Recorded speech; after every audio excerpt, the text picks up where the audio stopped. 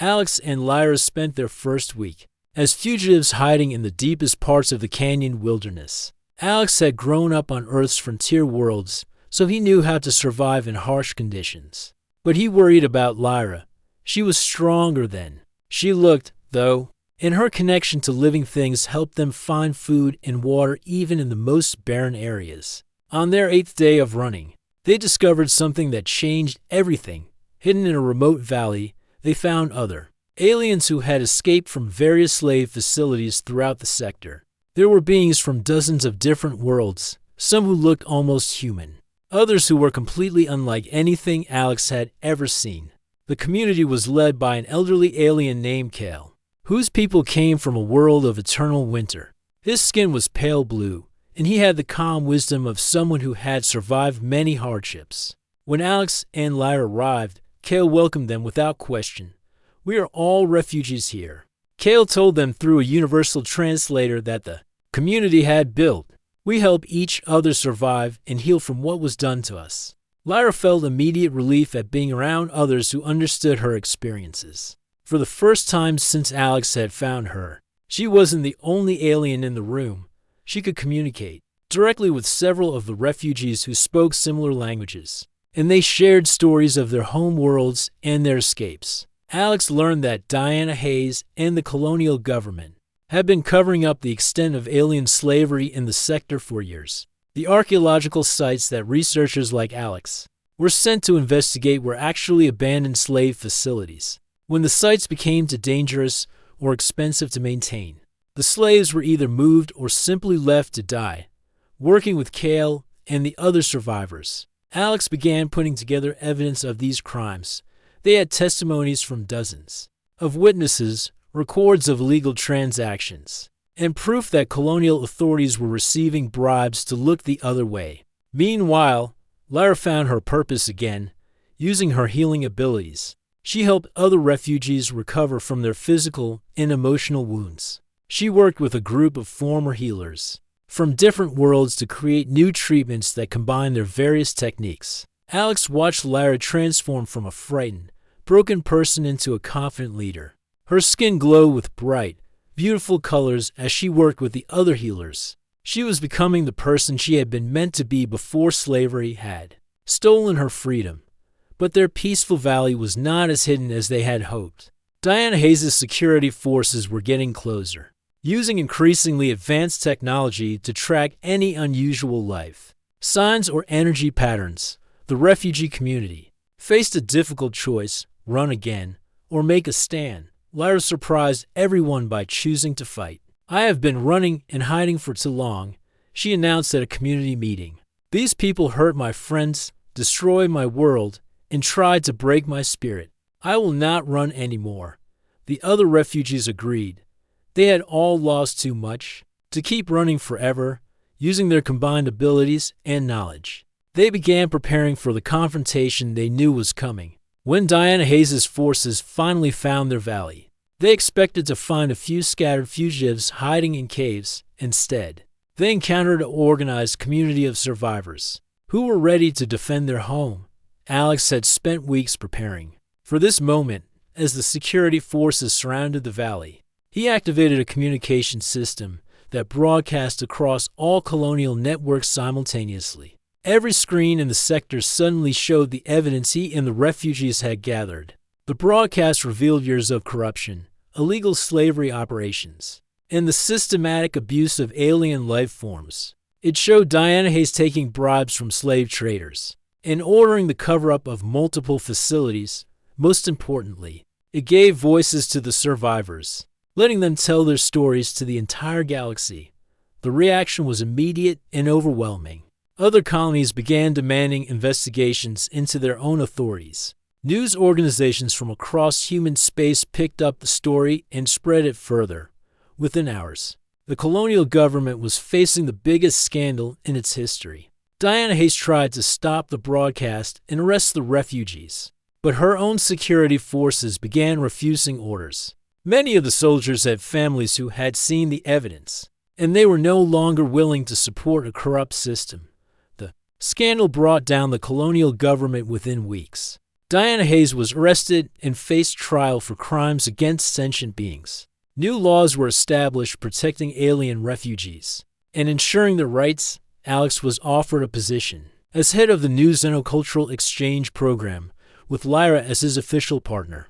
Their job would be to help other refugee communities and work toward better understanding between species. A year later, Alex and Lyra lived in a beautiful research station that also served as a sanctuary for aliens seeking help. They had formalized their relationship in both human and Serenian traditions, not as owner and rescued, but as equal partners who had chosen to build a life together. Lyra still slept beside Alex every night, but now it was because she wanted to be there, not because she was afraid to be alone. Her skin glowed with deep violet colors that Alex had learned meant eternal love and commitment among her people.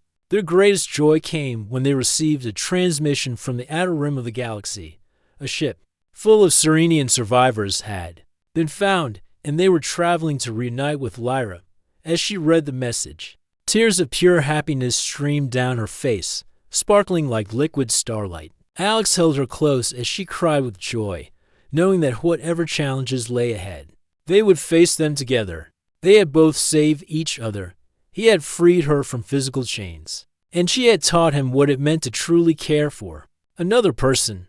Their love story had become a symbol of hope for refugees throughout the galaxy, proving that kindness and compassion could overcome even the darkest circumstances. 6 months after Alex had rescued Lyra, their quiet life was about to change forever. Colony Administrator Diana Hayes had launched a full investigation into the abandoned alien facility. She suspected that valuable technology or specimens had been removed, and she was determined to find out what had happened. Alex tried to cover their tracks as best he could. He created false research reports and fake excavation sites to throw off the investigators. But Lyra's presence was becoming harder to hide. Her healing abilities were affecting everything around their station in ways that couldn't be explained by normal science. The plants in a 2-mile radius around their home had become incredibly healthy and vibrant. Satellite images showed the area as a bright green spot in an otherwise barren landscape. Small animals that had been sick or injured were drawn to the location, arriving weak and leaving completely healed. One morning, Alex woke to find Lyra sitting by the window, her skin showing deep purple colors he had never seen before. She looked worried and scared. "What's wrong?" he asked, sitting beside her. Through the translator, she said, "I can sense them coming. There are people searching, getting closer. They feel dangerous." Alex's heart sank. He had been dreading this moment. 4 months. The investigation teams were thorough, and it was only a matter of time before they found evidence of Lyra's existence. Over the next few days, Alex watched the search teams get closer and closer to their location. They were using advanced scanning equipment and following every lead. Diana Hayes was personally overseeing the operation, determined to solve the mystery of the missing alien technology. The stress was affecting both Alex and Lyra badly. Alex barely slept, constantly checking the monitors for signs of approaching vehicles. Lyra's skin remained dark purple, and she had stopped eating regularly. The fear of being captured again was bringing back all her old nightmares. One evening, as they sat together watching the sunset, Lyra made a decision that shocked Alex. Her skin shifted to the silver color that meant she was thinking deeply. And then she spoke through the translator. "I should surrender myself to protect you," she said quietly. "You have given me so much. You gave me freedom. You saved my life. I cannot let you lose everything because of me." Alex felt anger rise in his chest, but not at Lyra. He was angry at the system that made her feel like she had to sacrifice herself. He was angry at the people who would see her as a specimen rather than a person. "No," he said firmly. "I won't let that happen. We'll find another way." But even as he said it, Alex wasn't sure what that other way could be. Running away seemed impossible. Where could they go that the colony authorities wouldn't find them? And staying meant certain discovery. It was then that Lyra revealed something she had been keeping secret. At night, when Alex was asleep, she had been sneaking out of the station, Using her healing abilities, she had been helping injured miners who worked the dangerous overnight shifts. The miners had started calling her the Canyon Angel, a mysterious figure who appeared when someone was badly hurt and healed them before. Disappearing into the darkness, no one had gotten a clear look at her, but word was spreading throughout the colony about the miraculous healings. Alex was amazed and worried at the same time. "Why didn't you tell me?" he asked. Lyra's skin showed golden colors as she explained. "My people believe that healing abilities are gifts meant to be shared. I have been trapped and unable to help anyone for so long. When I finally could use my gifts again, I had to help those who were suffering." The miners who had been healed were starting to ask questions about their mysterious savior. Some believed it was just luck or coincidence, but others suspected something more was happening. A few had even started leaving gifts at the places where they had been healed: flowers, food, small tokens of gratitude. Alex realized that Lyra's secret activities might actually help them. If the miners saw her as a helper rather than a threat, maybe they would protect her if the authorities came looking. But his hopes were dashed when Diana Hayes announced new security measures. All unusual activity in the mining areas would be investigated immediately. Anyone found harboring alien life forms would face serious consequences. The final blow came when Alex's communication system picked up encrypted military transmissions. Diana Hayes hadn't just ordered an investigation. She had called in armed security forces. They were planning a coordinated sweep of the entire canyon region, using heat sensors and life form detectors that would easily find Lyra. That night, as Lyra slept in her chair beside his bed, Alex made a difficult decision. He couldn't let her be captured, but he also couldn't bear the thought of her being hunted like a criminal for the rest of her life. There had to be another option, something that would give them both a chance at a real future. He spent hours working on his computer, gathering evidence of everything he had learned about the alien slave trade and the abandoned facilities. If he was going to lose everything anyway, he might as well make it count for something. The next morning, Alex and Lyra packed their few belongings and left their home in the Crystal Canyons. They had less than 24 hours before the security sweep would begin, and Alex had a desperate plan that might save them both or destroy everything they had built together. 3 months passed after the collar's removal, and Lyra slowly began to heal from the trauma of her imprisonment. But the healing wasn't easy. She suffered from terrible nightmares that made her wake up screaming in the middle of the night. Small, enclosed spaces triggered panic attacks that left her shaking and unable to breathe. Alex quickly learned that Lyra's species, the Serenians, were naturally social beings who needed the comfort of others to feel safe. Being alone, even for a few minutes, caused her severe anxiety, so Alex changed his entire routine around her needs.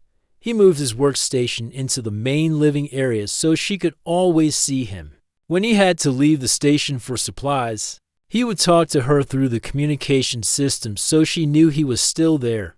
At night, when the nightmares came, Alex would sit beside her bed and tell her stories about Earth until she fell back asleep. Lyra's skin was like a window into her emotions. When she was calm, it glowed a soft blue color. Fear made it turn pale white, while happiness brought out golden hues. Anger showed as deep red, and when she was concentrating hard on something, her skin would shimmer like silver. As the weeks passed, Alex taught Lyra about human culture. He played music for her from Earth, and she was amazed by the different instruments and rhythms. Her favorite songs were the gentle ballads, which made her skin glow with warm amber colors. In return, Lyra shared memories of her home world, Siren. She told Alex about floating cities that move with the changing seasons, following patterns of wind and weather that her people had understood for thousands of years. She described art forms that used living light, creating beautiful displays that could last for days or fade away in moments. The most amazing thing she shared was her people's connection to all living things. Serenians could sense the life force in plants, animals, and even planets themselves. They used this ability to heal injuries and cure diseases that other species couldn't treat. Alex found himself looking forward to their evening conversations more than anything else in his day. Lyra had a gentle sense of humor that came through. Even in translation, she would laugh at his clumsy attempts to pronounce words in her language, her skin glowing bright gold with amusement. Sometimes, when Alex was working on his research, he would notice Lyra watching him with an expression he couldn't quite understand. Her skin would show colors he had never seen before, soft purples and deep greens that seemed to shift and blend together. Lyra began sleeping in the chair next to Alex's bed instead of in her own room. When he asked her why, she explained through the translator that Serenians needed to be near those they trusted, especially at night when they were most vulnerable. It wasn't romantic or inappropriate. It was simply how her people survived emotionally. Alex found that he slept better too, knowing she was there.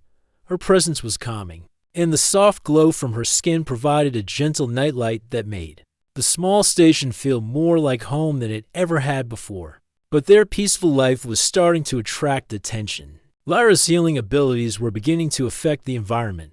Around the station, plants grew larger and healthier in her presence. Small animals that had been injured would appear at their door, somehow knowing she could help them. Alex noticed the changes showing up on satellite images of the area.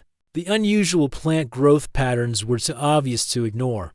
Soon, someone from the colony would come to investigate, and when they did, both he and Lyra would face consequences neither of them was prepared for. Late at night, as Lyra slept peacefully in her chair, Alex would stay awake worrying about their future. He knew that discovery was inevitable, but he also knew that he would do anything to protect her. She had become more than just someone he had rescued. She had become the most important person in his life. Alex carried the unconscious alien woman back to his research station through the cold night. His small shelter was hidden deep in the crystal canyons, far from the main colony. It was the perfect place to hide someone who wasn't supposed to exist. He laid her gently on his spare bed and covered her with warm blankets. Up close, he could see that the metal collar around her neck was more complex than he had first thought. Small lights blinked in patterns along its surface, and he could hear a faint humming sound coming from inside it. For 3 days, she remained unconscious. Alex stayed by her side, checking her breathing and trying to understand the collars. Technology. His computer analyzed the device and gave him troubling news. The collar wasn't just controlling her mind, it was slowly killing her. The device was designed to eliminate prisoners who became too expensive to keep alive. Alex knew he had to remove it, but the task seemed impossible. The collar was fused with alien technology far beyond anything humans had created. One wrong move could end her life instantly, but leaving it on would definitely kill her within days. On the third night, she finally woke up. Her silver eyes opened slowly, filled with fear and confusion. When she saw Alex, she tried to move away from him, but the collar sent painful shocks through her body whenever she tried to resist or run. Alex held up his hands to show he meant no harm. "It's okay," he said softly. "You're safe now. I won't hurt you." She spoke in a language of musical clicks and soft harmonics that sounded almost like singing. Alex's translation device worked slowly, converting her words into text on his screen. Where are my people? What happened to the others?" The sadness in her translated words broke Alex's heart. He showed her pictures on his computer of the broken crystal containers in the underground facility. Her face crumpled with grief as she realized she might be the only survivor. Through the translation device, Alex learned her name was Lyra. She came from a world called Siren, where her people lived in harmony with nature. They were healers and artists, known throughout the galaxy for their ability to help others. But that same gift made them valuable to slave traders, who captured them to sell to the highest bidders. Lyra had been held prisoner for over 2 years.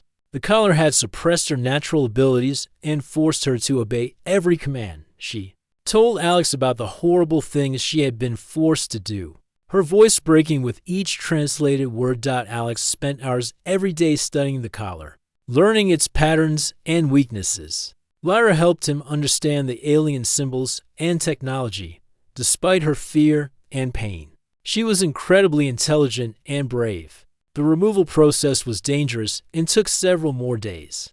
Each step required precise timing and careful attention to the collar's responses. Lyra suffered terrible pain as the device fought against Alex's attempts to disable it. Sometimes she screamed so loudly that Alex worried the sound would carry to the main colony.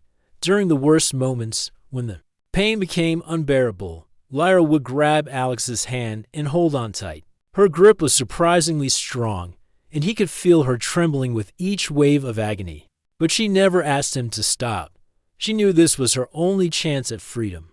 The collar's final removal nearly killed them both, as the device sensed it was being permanently disabled. It released all its stored energy in one massive burst. The psychic scream was so powerful that Alex felt like his head was going to explode. Every piece of electronic equipment in his station shut down from the electromagnetic pulse. Lyra collapsed, her body convulsing as the collar's influence finally ended. Alex threw himself over her, trying to shield her from the worst of the energy discharge. The heat from the overloading collar burned his arms and chest, leaving painful marks that would scar for life. When the collar finally went silent and fell away from her neck, Lyra's skin began to change. The dull, grayish color that the device had forced on her faded away, replaced by a natural pale blue that seemed to glow softly in the dim light. With her last bit of consciousness before passing out from exhaustion, Lyra placed her hands on Alex's burned skin. A warm, tingling sensation spread through his body as her natural healing abilities began to work for the first time in years. The severe burns that should have left him scarred for life began to fade, leaving only smooth, healthy skin behind. The red sun of Kepler 440b was setting when Dr. Alex Rodriguez made the discovery that would change his life forever. He had been working alone for 3 months, digging through ancient ruins on this distant mining planet. The company had sent him here to study old alien structures, hoping to find something valuable. What he found was far more than anyone expected. Alex wiped the sweat from his face as he carefully brushed dirt away from a strange metal door. The door was covered in symbols that seemed to glow faintly in the dim light. He had never seen anything like it before. His hands were shaking with excitement as he set up his equipment to scan the mysterious entrance. The scanner beeped softly, showing that the structure was much larger than it appeared from the outside. There were multiple rooms and chambers extending deep underground. Alex felt his heart racing. This could be the find of a lifetime. He called back to the main colony to report his discovery. But the communication system was down again. It happened often on this remote planet. Looking at the door, Alex noticed there was a small panel beside it. The panel had strange markings that looked almost like buttons. He knew he should wait for backup, but his curiosity was too strong. Very carefully, he touched one of the symbols. The door made a low humming sound and slowly began to open. Cool air rushed out from the opening, carrying a strange sweet smell. Alex turned on his flashlight and stepped inside. The walls were smooth and covered with the same glowing symbols he had seen outside. His footsteps echoed in the empty corridor. As he walked deeper into the structure, the first room he entered was huge. Strange machines lined the walls, all dark and silent. Some looked like computers, but the design was unlike anything human technology had produced. Alex took pictures of everything. His camera flashed, lighting up the mysterious equipment in brief. Bright moments dot as he explored further. He found more rooms filled with alien technology. Everything was covered in dust, as if it had been abandoned for many years. But the deeper he went, the more he began to notice something troubling. There were chains attached to some of the walls. Metal restraints hung empty in several rooms. This wasn't just some research facility. Someone had been held here against their will. Alex's stomach turned as he realized what this place really was. The advanced alien technology, the restraints, the remote location. This had been a prison. But a prison for whom, and where were they now? He was about to turn back when he saw light coming from a room at the end of the corridor. Not the artificial light from his flashlight, but a soft, blue glow. His heart pounding, Alex walked toward the light. The door to this room was already open, and what he saw inside made him gasp. The room was filled with tall, crystal-like containers. Most of them were broken, their glass scattered across the floor. But in the center of the room, One container was still intact. Inside, surrounded by swirling blue mist, was a figure that looked almost human, but not quite. Alex moved closer, his flashlight beam dancing across the crystal surface. The being inside was tall and slender, with pale skin that seemed to shimmer. Her hair was long and silver, floating gently in the blue mist. She was wearing simple gray clothing, and around her neck was a metal collar with blinking lights. For a moment, Alex thought she was dead, but then he noticed the gentle rise and fall of her chest. She was breathing. She was alive. But how long had she been trapped in this crystal prison? Alex examined the container, looking for controls or some way to open it. The technology was completely alien to him, but he could see status lights and what looked like a control panel. Some of the symbols were similar to ones he had seen in his studies of ancient alien languages. His translation device, a small computer that helped decode alien languages, began working on the symbols. Slowly, words appeared on its screen. Life support active, subject stable, containment secure. The final message made Alex's blood run cold. Disposal scheduled, indefinite delay. This wasn't just a prison. It was a death sentence that had been put on hold. Alex looked at the sleeping figure again, and this time he noticed more details. Her skin had a strange quality to it, as if light was moving just beneath the surface. There were small, delicate markings on her face that looked like tattoos, but they seemed to glow faintly. The metal collar around her neck was clearly not decoration. Alex had read about such devices in his research. Alien slave traders used them to control their prisoners, to make them obedient and unable to resist. The thought made him feel sick. Alex knew he should report this discovery immediately. The authorities would want to study her, to learn about her species and where she came from. But something in her peaceful expression stopped him. She looked so vulnerable, so helpless. What would happen to her if the authorities got involved? Would she be treated as a person who needed help, or as a specimen to be studied? Standing there in that cold, empty room, Alex made a decision that went against all his training. He was going to help her escape from this crystal prison, no matter what it cost him. The control panel had several options, and after studying the symbols for nearly an hour, he found what he was looking for. The release sequence was complex, requiring him to press several symbols in the right order. Alex's hands were trembling as he worked. If he made a mistake, he might hurt her or worse, but doing nothing meant leaving her trapped forever. Finally, he pressed the last symbol. The crystal container began to glow brighter, and the blue mist started to swirl faster. There was a soft hissing sound as the seal broke, and then the front panel of the container slowly slid open. The alien woman's eyes fluttered open for just a moment, revealing irises that were bright silver like her hair. Then she collapsed forward, and Alex barely caught her before she hit the ground. She was surprisingly light, and her skin felt warm despite the cold room. As he held her unconscious form, Alex realized there was no going back. He had crossed a line that would change everything. But looking down at her peaceful face, he knew he had made the right choice. Whatever happened next, he would not let her become a prisoner again.